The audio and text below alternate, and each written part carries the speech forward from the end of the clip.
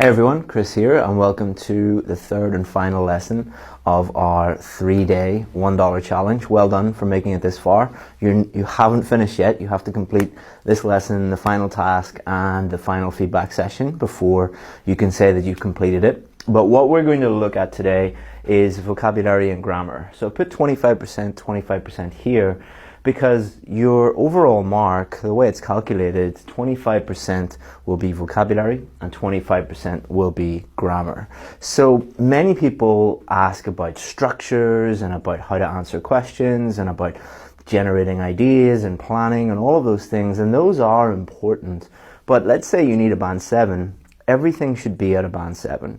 One of the big mistakes that students make is they think that if they learn some sort of magic structure or learn how to increase their task achievement or coherence and cohesion, then it doesn't really matter if their vocabulary and grammar is a little bit lacking. Well, let me tell you now, it's extremely rare, very rare for someone to have like band 8 task achievement, band 8 coherence and cohesion, and band 6 vocabulary and grammar and get overall band 7. The vast majority of people who get a band 7 or above, their vocabulary and grammar is at a band 7. So it's really important because you're kind of throwing away all your hard work if you don't improve your vocabulary and your grammar. So we're going to help you with this today. We're going to help you become more aware about what is actually required when it comes to vocabulary and grammar, raise your awareness, and then show you how to improve it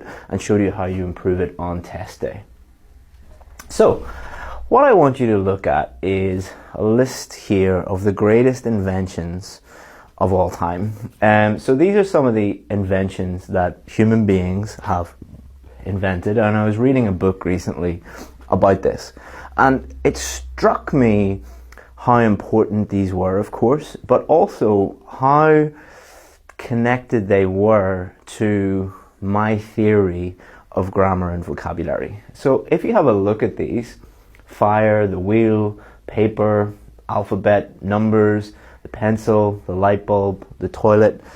These are all extremely important to our civilization, but the other thing that you'll notice about them is they're all very simple. Fire, the wheel, paper, pencil, even the light bulb, even the toilet.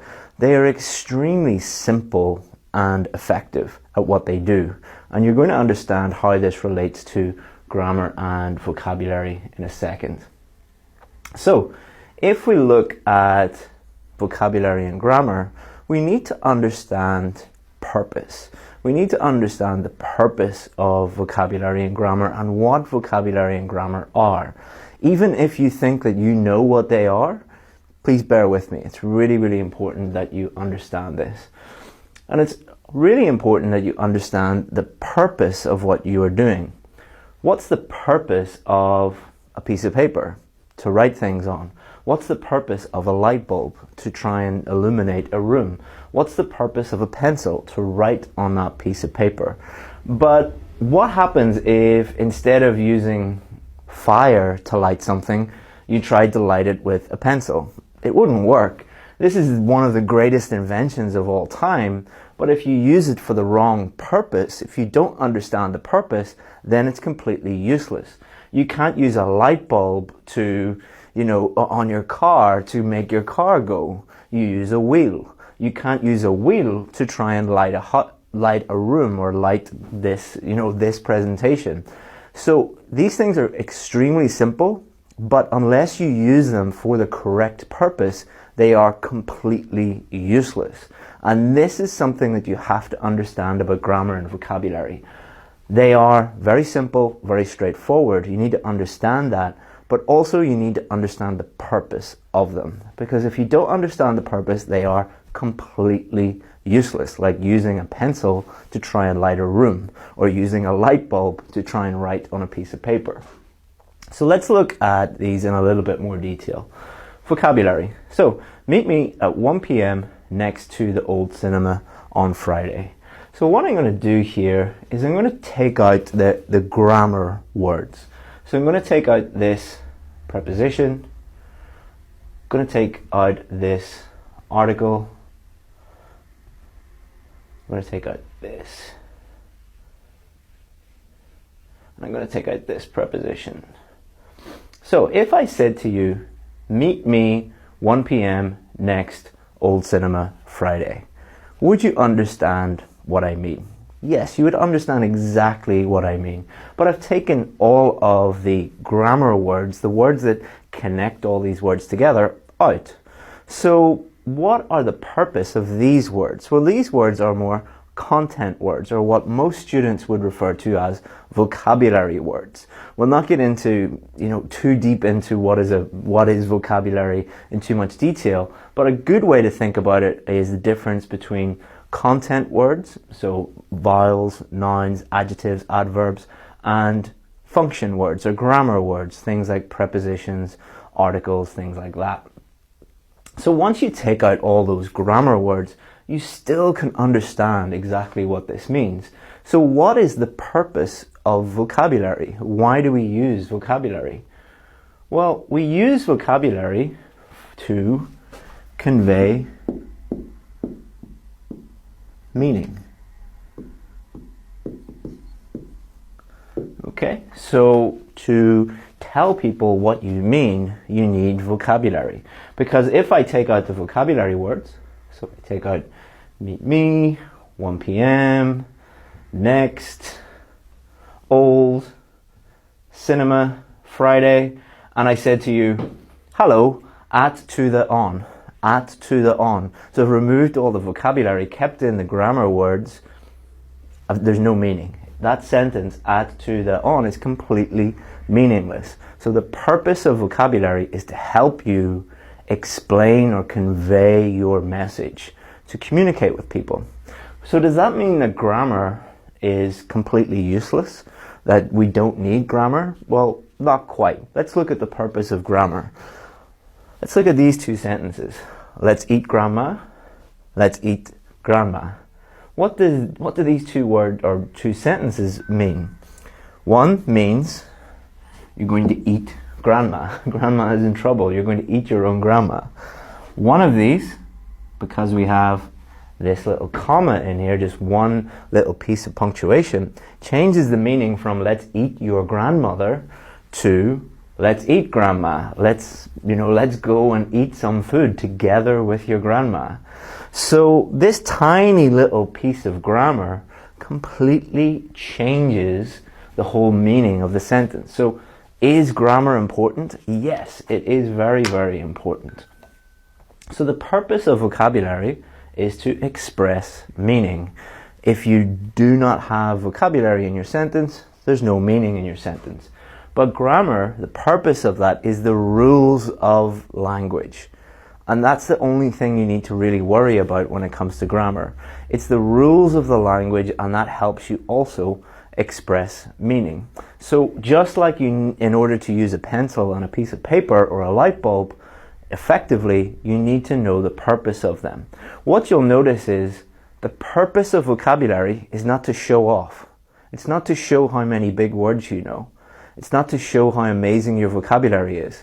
The purpose of grammar is not to show how many structures you've memorized or how many tenses you know. It's simply the rules of the language. And that's really, really, really important, because most of you, if you go to a normal IELTS teacher or look at a book or a website, what they tell you is the purpose of grammar is to show off, show how amazing your vocabulary is. The purpose of vocabulary, purpose of grammar, again, is to show off. That's like using a light bulb to write on a piece of paper. You're using it for the wrong purpose. And if you use it for the wrong purpose, you are in major trouble. And purpose is absolutely key. You cannot use a piece of paper on your car. You're going to be in trouble. And we've explained this already. It's really, really, really important. So what happens when you use vocabulary and grammar for the wrong purpose? Well, as I've just mentioned, what most teachers tell you is use vocabulary and grammar to boost your score. It's like some sort of magic thing that you can do. So they tell you, learn my list of band 9 vocabulary or band 9 grammar structures or magic words or diamond words or something like that, and you'll get a high score, which is complete and utter nonsense. And it's a bit like this story of Frankenstein, all right? I'm sure you've seen this before, this movie, read the book about Frankenstein, where he was trying to create a human being, but he created a monster, all right? So his intentions were good. He was trying to do something good, but in doing so, he created a monster. Many of your teachers, they're not trying to make you fail. Their intentions often are good, but by telling you to do something that is inconsistent with the real purpose of these, they've created a monster, which is, you know, the theme through most of vocabulary and grammar lessons, which is just show off. And this is going to lower your scores and is going to mean that you get a lower score. Just like, you know, every student who comes to us, who joins our course, we look at their grammar and the vocabulary. First thing we tell them is, you're being too fancy. You're making way too many mistakes. And they always say, oh, but my teacher told me to do this and my teacher told me to do that. It's like, yeah, but your teacher's wrong. So why do they do this? All right, why do your teachers tell you that the purpose of grammar and vocabulary is to show off, and if you do this, you'll get a really high score? Well, most of them tell you this because they think that you can cheat the exam. So in many places, many schools, many websites, the main theme through all of their courses is they'll tell you how to cheat the exam, how to shortcut the exam. So it doesn't matter if your language level is not high enough, they're going to give you these, you know, list of words. But you can't cheat the exam. The examiners are not stupid. You cannot insert like 5 magic words into your essay and you'll magically get a high score. Also, they're showing you an easy way out. Most students do not want to work hard. They want things very quickly and without any work. Well, that's the same as like if you went to the gym and you said to, you know, your personal trainer, I want to build big muscles, but I don't want to lift any weights. Well, that's impossible, all right? You cannot build muscles without lifting weights and working very hard over a long period of time. You cannot improve your grammar and vocabulary without improving your grammar and vocabulary. You cannot get better at running without running. You cannot get better at football without playing football. You cannot get better at grammar and vocabulary without improving your grammar and vocabulary. Also, a lot of it is just marketing. All right, a lot of schools these days are producing books of vocabulary and say, join our course and we'll give you this secret magic book with magic vocabulary and magic grammar structures. It's just to get your money. It's just to get you into the course. And any course that is doing that, any teacher is doing that, they are basically demonstrating that they know nothing about the test, because anyone who really does know about the test knows that that is bullshit. All right, it is marketing bullshit. The other thing is just ignorance. They don't know. Unfortunately, you know, unlike a doctor or a lawyer where you have to do standardized tests to become a doctor or a lawyer, to become an IELTS teacher, anybody can become an IELTS teacher. My son is 4 years old.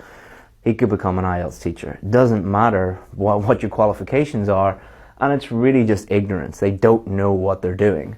The other thing is laziness, all right?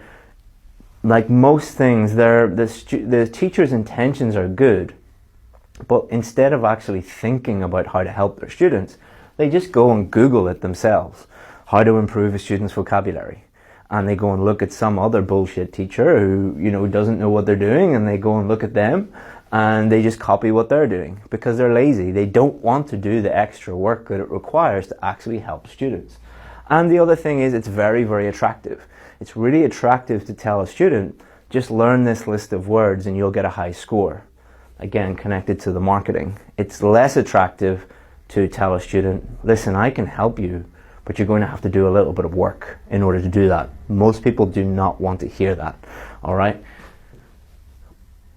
And we also need to think about the consequences of you thinking that a list of band 9 words or structures is going to help you. And you need to think about level 1, 2, 3, 4, and 5 level consequences. So what do I mean by level 5 consequences? Well, let's think about a hamburger. So let's say a nice big juicy hamburger that you get at McDonald's versus a nice piece of fruit like an apple or something. I'm terrible at drawing, by the way. So if you eat a hamburger, the first consequence is it's really good. It's really, really positive. But then as we go down here, you're going to put on weight if you eat hamburgers all the time. It'll increase insulin resistance. You'll get diabetes. Then you might die. So if you just ate hamburgers all the time, the level 5 consequence is absolutely terrible. If you eat apples instead of hamburgers, the first consequence is negative. It doesn't taste great compared to a hamburger. Maybe not, maybe a piece of broccoli or a carrot or something like that. But it's actually going to decrease your weight, which means that you're going to be even more active and do more exercise, which is going to lead to an improved cardiovascular system, and then you're going to live longer. So even though this has a negative first consequence, when we get down here, it has a very positive one. And this is exactly the same with you taking a shortcut approach or a cheating approach or a tips and tricks approach to grammar and vocabulary. First consequence, you're going to have pretty poor grammar and vocabulary. But you might be happy because you've no idea that you actually have poor grammar and vocabulary. Because you've joined this school that's told you that you just learn this list of words and you'll get a high score, so you're quite happy. Then you're going to write a poor essay, which is going to lead to you getting a poor result. You're going to lose a huge amount of time and money, and you're going to lose all that opportunity to get, a visa to whatever country you want to move to, or that job. How much is this happy face actually costing you? Because you're trying to cheat the system, because you're trying to take the easy way out, or your teacher is ignorant or lazy, or they don't want to tell you the truth because they want your money instead of you actually getting the opportunity. So what we're going to teach you now is the actual real way to improve your grammar and vocabulary. So what can you do? Number one, you need to understand the actual requirements, the real requirements, not a marketing scheme, not nonsense, the real requirements. And number two, strategic improvement, all right? Not just, let's just improve our vocabulary by reading a dictionary. Let's improve our vocabulary, let's improve our grammar strategically. So we can explain grammar and vocabulary, the actual requirements, using this diagram. So this is a seesaw. I'm sure you know what a seesaw is. If you go to a child's park, go to a playground, you'll see these. One child sits here and one child sits there, or hopefully children, hopefully not adults, are sitting on it, and it goes seesaw, seesaw. So there are two main things that you need to worry about when it comes to grammar and vocabulary. One is range, and the other is accuracy. And generally, as you increase range, so as you increase the range, your accuracy goes down. The more complex your grammar and the more complex your vocabulary, the more mistakes that you're going to make. And you need to remember that the examiners are looking for both of these. So what happens is, you go to a teacher or you go to some school or look at some website and they tell you, focus on range. Focus on complexity. Focus on showing the examiner that you know everything and really show off. What happens is your accuracy drops. And it doesn't matter if you use all these fancy words and fancy phrases and tenses and structures if your accuracy sucks. Because if this is at let's say this is up at a band 9, but this is up at a band 5, guess what your score is? It's not that. It's that. Alright, so this is why many students come to us and they're like, I can't believe I got a band 5. Why is this? Why do I keep getting a score? Because you're doing this. You're focusing on this instead of focusing on this. So I'm not saying that you shouldn't use a range of grammar and a range of vocabulary, but you need to focus on both. Alright, you need to get that balance. Alright, And let's look at this in a little bit more detail. So when it comes to grammar, the examiner is going to be looking at grammatical structures, they'll be looking at your range of tenses, and they'll be looking at complex versus simple sentences. But what they will mostly be looking at are error-free sentences. What is an error-free sentence? It is a sentence with no grammatical errors in them. So what happens is, if you try and use lots of grammatical structures that you don't know how to use, every tense known to man, all complex sentences, you reduce the number of error-free sentences. And if you need a band 7, more than 50% of your sentences need to be error-free. So again, that teacher that's telling you increase this means that you're going to fail over and over and over again. But I have very, very good news, because most of you are probably thinking, but I have to do all of this. I have to use all of these grammatical structures and tenses and complex sentences and all of these things. You already know enough of these probably to get a band 7. Or if you just fix a few small things, you will have the range. The range is already within you. But what you need to focus on is accuracy and getting more of a balance between range and accuracy. And we're going to show you how to do that in a second. When it comes to vocabulary, so they'll be looking at meaning, they'll be looking at style, they'll be looking at spelling, they'll be looking at collocations, they'll be looking at use. So if you don't know how to use a word in a sentence, it's wrong. If you don't know the meaning of that word, it's wrong. If you don't know whether it's appropriate to use that word or not, it's wrong. If it's spelt wrong, it's wrong. If the collocations are wrong, it's wrong. So what happens if you don't use vocabulary properly, or you don't learn vocabulary properly? Your accuracy goes down the toilet. And again, they're looking for error-free sentences. So again, the good news is, for most of you, you have enough vocabulary already within you.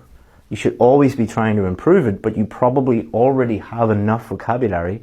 But because you are trying too hard to show off, your accuracy is going down and you're going to be in a lot of trouble. And we see this again and again and again. And it's one of the most difficult things for our students to accept. And for many people who join our VIP course, this is the first thing that we tell them, and they don't believe us. They're like, no, no, no, no. Of course you need to use really complex things, and they fight us and they disagree with us. And we say, okay, fine, we're going to keep telling you this. And until you do it, you're not going to get the score you need. And many of them actually go and do the test and they fail over and over again. And when they come back, we say, do you want to believe us now? And then when they believe us, when they do this, and you can look at our success stories on our YouTube channel, go and look at all those success stories and look at the number of them that say, until the day that I accepted this, keep it simple, simplify my vocabulary, simplify my grammar. It wasn't until that day that I actually improved my scores. A huge number of students say that. All right, so who do you want to believe? Students who have actually got the scores they need by doing this, or some guy who's trying to sell you into his course by showing you magic words? Which one do you want to believe? So, before we go into how to improve our vocabulary and improve our grammar, I just want to recap what I've said. You need to understand the requirements. The requirement to get a band 7 in grammar and vocabulary, mostly they're looking at error-free sentences. Your range is probably fine, all right? You need to focus on using grammar and vocabulary for the purpose that it was designed to do. Why do we have vocabulary? To allow you to clearly convey your meaning. So use words that allow you to clearly convey your meaning. You can improve your vocabulary, but if you're doing that in an incorrect way, if you're not doing it properly, then you're going to really, really struggle. Same with grammar. What's the purpose of grammar? It's just the rules of the language. Demonstrate that you know those rules in order to clearly communicate. But if you are trying to use every tense and every grammatical structure, and all of your sentences are so complex that it's impossible to read them, then are you using grammar for the purpose that it was meant for? The purpose of grammar, the purpose of vocabulary, is to allow you to clearly communicate with people. This does not allow you to do it. This does. Okay? So now let's look at how to improve our grammar and vocabulary. So, for the purposes of writing task 2, this is a course all about writing task 2, I want to have a look at the BBC News. So, if we look up here, we'll look at all the different types of news. So we have technology news, science news, health news, and education news. What are the 4 most common topics on writing task 2? Education, health, technology, science, environment, things like that. Those are the 4 most common topics. So, what do you need to do to improve your vocabulary? Number 1, each day, go in, pick a story. Click on technology news. You'll get 6 or 7 new stories every single day. You don't need to read all of them. If you can, do. But if you can only read 1, that's way better than 0. Pick a story, read the story, underline any new words. What do I mean by new words? Words that you don't understand, words that you don't fully understand. Number 3, guess what they mean by looking at the context around them. Number 4, note fully. So write down the word, write down the meaning of the word, the collocations, the synonyms, example sentences, pronunciation, all of the things that you need to use these words properly. And they're going to help you remember them. Review that list of words regularly, use, and get feedback. And what I would suggest is get a book that is just full of vocabulary. All you do is just put vocabulary in it. And that is going to help you massively improve your vocabulary. Way more effective than learning a list of words, because you're using a real source of English. And also many of you this week have said, but I know nothing about these topics. How am I going to think of ideas? How am I going to explain those ideas? How am I going to use examples? If you did this every day, even for just 4 weeks, or 6 weeks, or 8 weeks, or 12 weeks, are you going to struggle to think of ideas? No. Are you going to struggle to think of examples? No. Are you going to improve your vocabulary? Absolutely, 100%. You'll probably improve your grammar as well. So, but it means that you have to do it. But it's only going to take you, if you did that every day, it's only going to take you 15, 20, 30 minutes every day. That's much more effective than, looking at Facebook every day. These things actually do work. Grammar. So what has this got to do with grammar? So how do you improve your grammar strategically? So this is the same make, model, color as my car. This is the car that I drive every single day. And recently I was driving along the road with Tom and Wynn were in the car, and there was a big piece of wood in the middle of the road. And I couldn't avoid it, and I drove under, and the piece of wood went underneath, and right under the engine, it punched a hole right underneath the engine. And there was a massive hole just here, and the oil all came out, and it was terrible. It was pretty bad. So we sent it to the garage, to the mechanic, and they just replaced one part. So they didn't replace the doors, they didn't replace the lights, they didn't put new tires on, they didn't replace the windows. All they did was replace that one part underneath the engine, that one piece of metal that had a hole in it. But what has this got to do with grammar? This has everything to do with grammar. Most of you think that you need to improve your grammar by learning a bunch of grammar, learning lots of structures and complex sentences and all of these things. No, you don't need to do that. If your tooth was broken, you would go to the dentist and they would fix that one tooth. If your car is broken, you would bring it to the mechanic and they would fix that one piece of your car.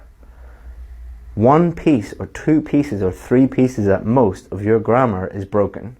Nearly everybody we work with has just 1, 2 or 3 weak areas of grammar. Here are 4 students from our VIP course who we've worked with recently on their essays, and I just noted down their common mistakes. Priyanka, who's from India, she really needed to work on her narrative tenses. We also were working her with speaking, and when we were working with her on the speaking test, she was telling a lot of stories, so narrative tenses, and she was getting mixed up between past simple, present perfect, and present simple. So the only problem that she had with grammar were narrative tenses. Olga is from Russia, so in Russian they don't have articles, so she finds articles really, really difficult, so she only needed to work on these. Ernest needed to work on prepositions and punctuation, and Lewis needed to work on countable, uncountable nouns and verb-subject agreement. So we didn't teach Lewis articles or prepositions because he was fine with those. We didn't teach Priyanka verb-subject agreement because she has that handled. What you need to do with your grammar is, number one, identify your problem area. Just in the same way as when I brought my car to the garage, they looked at that one part and said, that's the problem. So you need to identify that problem area. Then, what is grammar? It's just a bunch of rules. Learn those rules. Think about articles. You use the definite article, the, when you talk about certain things, certain nouns. You use the indefinite article, a or an, before certain other nouns, and you don't use it at all for certain other nouns. It's just defined rules. Practice using those rules. Produce sentences that contain that area of grammar. So if it was articles, for example, nearly every sentence in English has an article in it because they're before nouns. And get feedback on your work and improve. And if you follow that system, you're going to strategically improve your grammar. So instead of you looking at a whole grammar course, or even worse, trying to memorize some structures or complex sentences or something like that, you're not demonstrating to the examiner that you have improved your grammar or you know how to use grammar, because you will keep making these common mistakes. Olga, nearly every sentence, she has an article in it, which means nearly every sentence has a mistake in it. Ernest, prepositions and punctuation. Punctuation are in every single sentence. Prepositions are in nearly every sentence.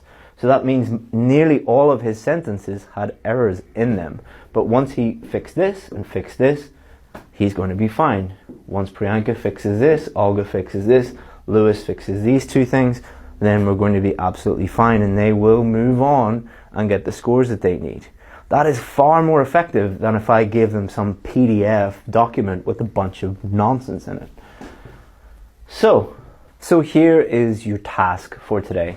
Number one, take yesterday's question. So look at the end of lesson 2 and have a look at the question that we set you for that challenge. Number 2, write the other main body paragraph. So your task in lesson 2 yesterday was write one main body paragraph. So you write the other main body paragraph today. If you wrote both main body paragraphs, you can rewrite them because you're probably going to improve anyway. But focus on making your grammar and vocabulary two things. Two things and two things only. Number 1, clear. What's the purpose of vocabulary? What's the purpose of grammar? To help you communicate clearly.